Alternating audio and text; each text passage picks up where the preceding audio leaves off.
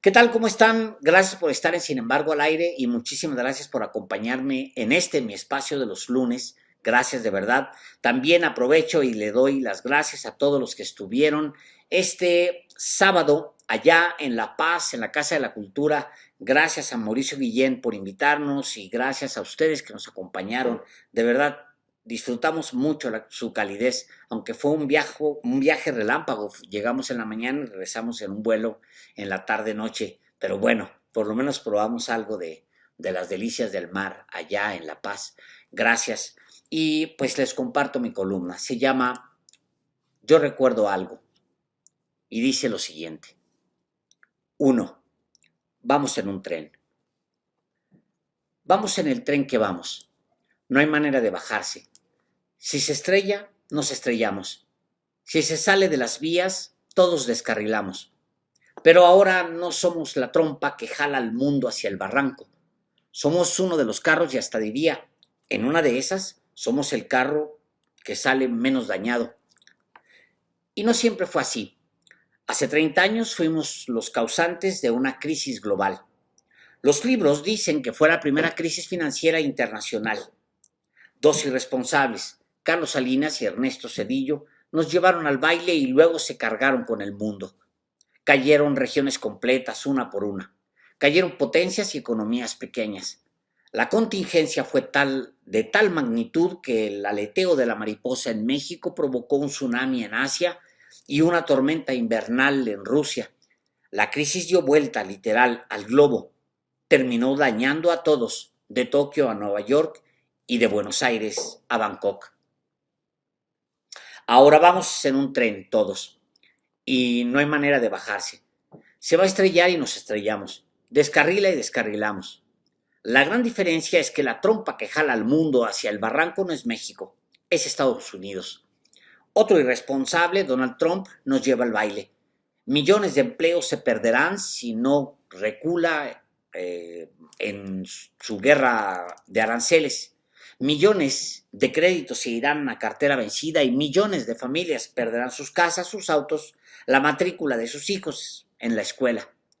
Si no se retracta, causará dolor a naciones enteras. Y es curioso cómo, 30 años después, no somos nosotros los causantes del caos y no somos nosotros los más perjudicados. Siempre hemos sido los más perjudicados. Mamá contaba que ella aprendió la palabra inflación parada en el mercado con niños chiquitos agarrados de su mano, con un billete y unas cuantas monedas que se les desmoronaban antes de gastarlas. Aprendió la palabra inflación antes que otras madres en otras partes del mundo. Aprendió cuando el dinero que traía en la bolsa ya no valía un carajo. Mucho de lo que vivimos entonces no está en ningún lado documentado, porque los periodistas, los académicos, los historiadores o intelectuales decentes se contaban con los dedos de las manos. Casi todos estaban pegados a la ubre del gobierno, mamando leche fresca mientras los demás se deshidrataban. Mucho de lo que vivieron nuestros padres y nuestros abuelos no quedó en la hemeroteca o en la biblioteca, porque los que debían contarlo renunciaron a hacerlo para no molestar a los poderes que pagaban sus privilegios. Recuerdo algo. Quizás entre todos recordemos algo. Veo a mamá limpiando frijoles en el mantel de plástico del comedor, separando piedras de granos buenos. La veo con el ceño fruncido en las décadas de 1980, preocupada y diciéndonos cosas como no puede ser, ¿a dónde vamos a parar? ¿A dónde hemos llegado? O también, tanta piedra en los frijoles da para 2 platos. O bien, se va un presidente desgraciado y llega otro más desgraciado. Ay Dios, decía, siempre invocando a Dios, la pobre. 8 bocas y mi padre con 2 trajes viejos y tan planchados que brillaban. 8 bocas, 6 mochilas escolares y 6 pares de zapatos desgastados. 8 bocas y 6 chiquillos expuestos a todo en un barrio de pachucos de Ciudad Juárez. Y aún así, ninguno de nosotros tomó un mal camino. Ninguno dijo, voy a vender lo que vende todo mundo para salir adelante. Ahí, en la calle de mi barrio, se vendían globitos de heroína y bolsas de marihuana, pero ninguno de nosotros dijo, me pongo a vender droga. No. Mi hermana vendía, mi hermana mediana, dulces en la primaria y todos empezamos a trabajar siendo adolescentes, en lo que fuera. Y no éramos los más maltratados, no éramos los pobres del barrio. Había más pobres, había desamparados, había los que perdían a su padre siendo niños o los que iban a visitarlo a la cárcel los sábados por la mañana. Había los que esperaban sentados en la banqueta a que su madre regresara de la maquiladora con 5 años o menos y con mucha hambre, a la entrada de aquellas vecindades de la colonia Melchor Ocampo o en la Chaveña de Ciudad Juárez. Yo recuerdo algo. Quizás entre todos recordemos algo porque los que debían contarlo renunciaron a hacerlo por privilegios y dinero. ¿Dónde están las crónicas de aquellos años?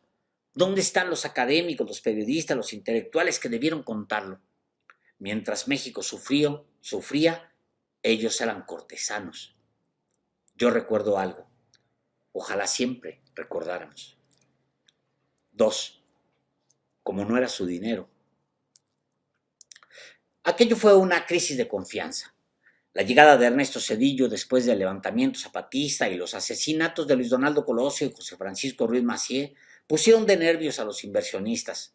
Pero lo que realmente asustó a los capitalistas fue que Carlos Salinas había gastado recursos como si no hubiera mañana, que había generado un enorme déficit de cuenta, que consumió ríos de dinero del petróleo y que además de todo pidió prestado. Emitió grandes cantidades de bonos para financiarse.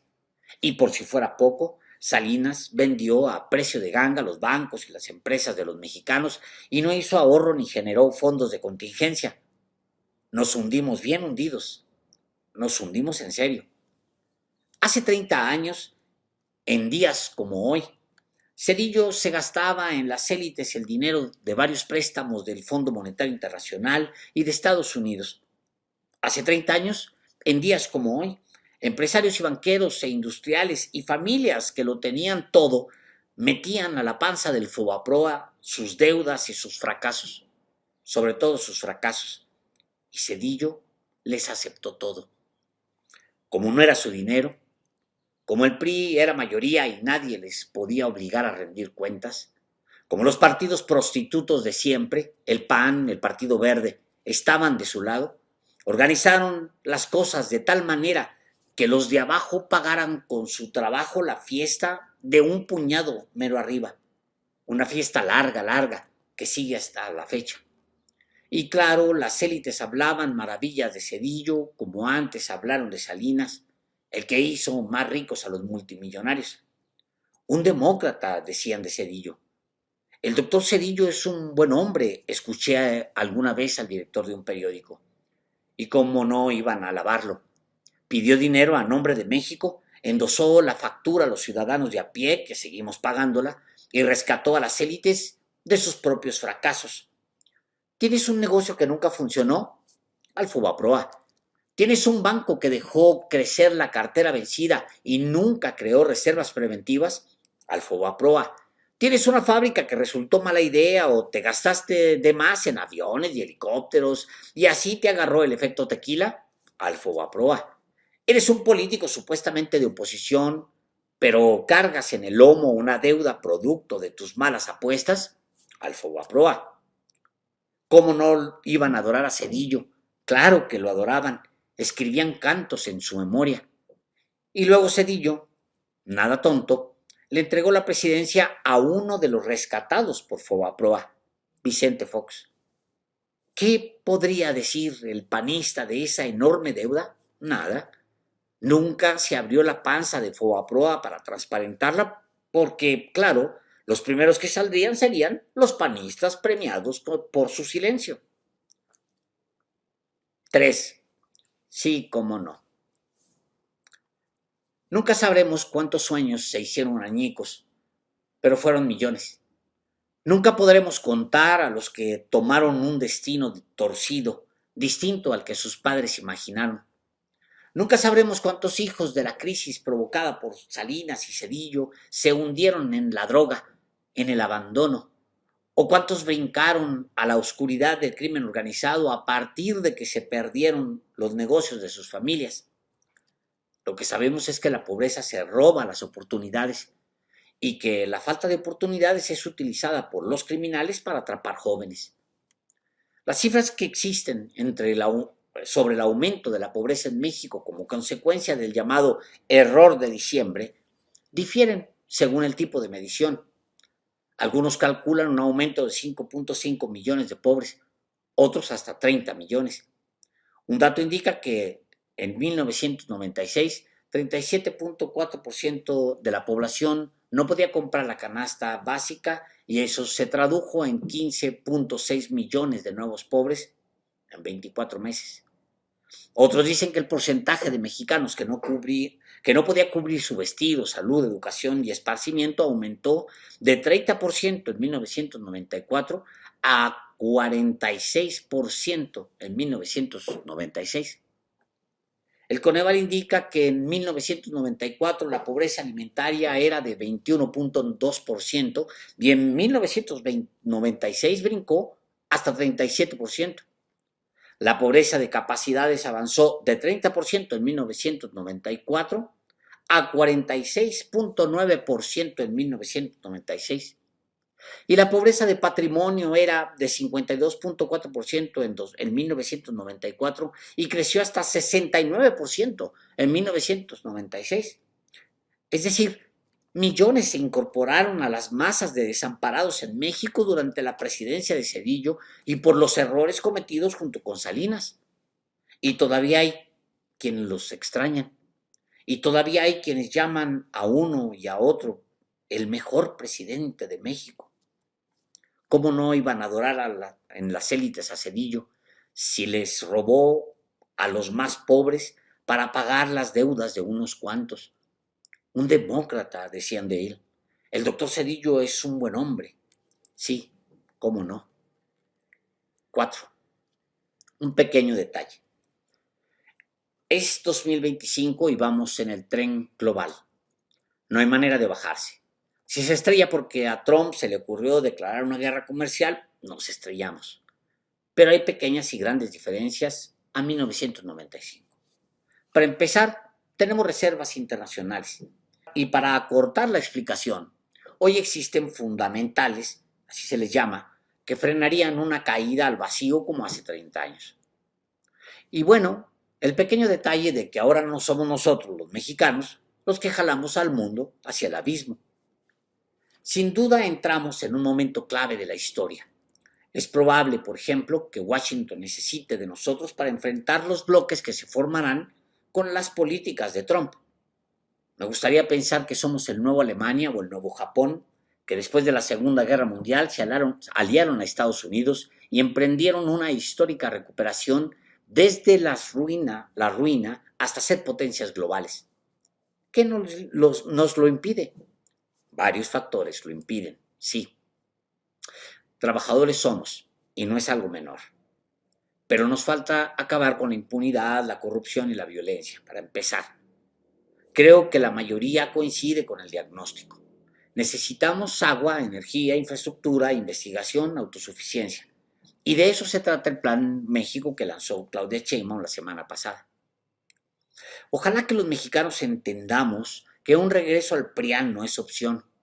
Y al mismo tiempo, ojalá que las fuerzas progresistas y de izquierda que hoy tienen el poder comprendan su responsabilidad y no se corrompan, no se pudran. La podredumbre acaba con todo. No lo permitan. Nos ha costado mucho llegar hasta aquí. Tenemos la obligación de recordarlo.